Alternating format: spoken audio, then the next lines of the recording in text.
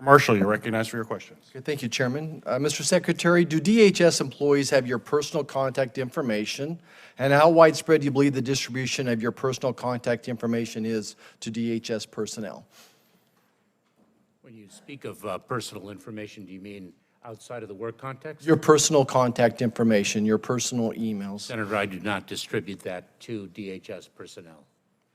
Aside from email and text messaging, do you use any other form of personal electronic communication, such as encrypted message applications that may have errantly received or transmitted communications relating to official DHS business? Senator, I follow the rules scrupulously. Is that a yes or a no? Senator, I follow the rules scrupulously. Okay. In April, in sworn testimony before this committee, you insisted, and I'll quote you, "If somebody errantly sends me an email on my personal email, that should have been sent to my work email. I forward it to my work email. That's what I do. I fulfill my responsibilities scrupulously, and I have 100% confidence in the integrity of the actions."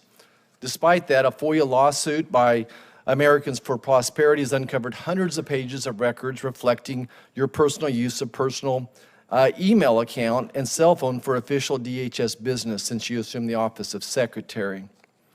We sent you a letter on July 13 asking for additional questions on your and your subordinates' adherence to this DHS policy on the use of non-DHS emails, but thus far you've failed to respond to me. Will you commit to getting answers to our letter?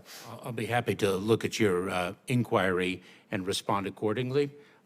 What you just articulated is perfect evidence of the fact that I have followed the rules. And that explains why there's hundreds of pages of records reflecting your personal email account and cell phone for official DHS business? Senator, you misstate the facts. I've repeatedly said, don't watch what this White House does. I've repeatedly said, don't watch what this White House says, watch what they do. In May, the Biden administration said when Title 42 ended that migrants would face tougher consequences, and I quote that, tougher consequences if they were caught crossing the border illegally. But just in the last border crossing numbers from this past week, the Biden administration's actions showed that Border Patrol released with no consequence 156,000 migrants into the U.S. in September alone. Mr. Secretary, what are the consequences your administration threatened? From where I stand, the only consequences I see of border crossings are the historic number of crossings and the consequences that the American people are less safe today than they were 3 years ago. Senator, that is incorrect. Removal and return of individuals under Title 8 of the United States Code is one example of a consequence that we deliver. In fact, in fiscal year 2023, we removed or returned more than 620,000 individuals. Just recently, we announced that we negotiated an agreement with Venezuela for the first time. So you sent back 10, maybe 200 people, but there's tens of thousands of them are still here. How do you explain the 156,000 migrants in September alone that were released without any consequences? That is incorrect. So you didn't release 156,000 migrants into the United States. Senator, those individuals, when they are processed, they are placed in immigration enforcement proceedings. If they do not qualify for relief, they are subject to removal. If they qualify for relief under the laws that Congress has passed, then they have established a basis to stay in the United States. What percentage are removed? What percentage have been through the process that are then removed? What percentage of these folks actually have had a hearing? How long is the wait for this hearing? How would you describe to the American people that would make them feel safer today, how you handle that process? The wait for the hearing is a perfect example of how broken our immigration system is.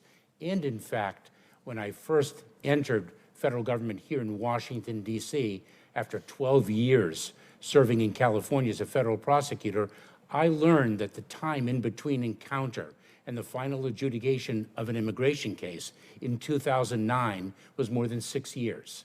So this problem of a broken immigration system has lasted for more than 2 decades. I believe the system was last reformed in 1996, and we are long overdue for a fix. Would a first safe country asylum policy make us more safe or less safe? Senator, the issue of a safe third country agreement is a matter of negotiation with third countries. That's not my question. Would it make us more safe or less safe if there was indeed one? It is a complex question that cannot be distilled with a simple question and answer as you have posed. Two-thirds, maybe 70% of the people that are encountered at our borders go through an asylum process. What percentage would you estimate if there was a third country policy in effect, or a first safe country in effect? What percentage would that eliminate from ever even getting to our border? I think that's a very difficult statistic to Not a guess. present. I mean, you're the Secretary of Homeland Security. You don't have a guess how much of an impact that would make. Oh, I'm not in the guessing business, but I will say this, that when you ask about a consequence in the absence of one, I think it would be important to ask the more than 1.2 million people in fiscal year 2023 who've been returned, removed, or expelled under the law. Thank you. I yield back.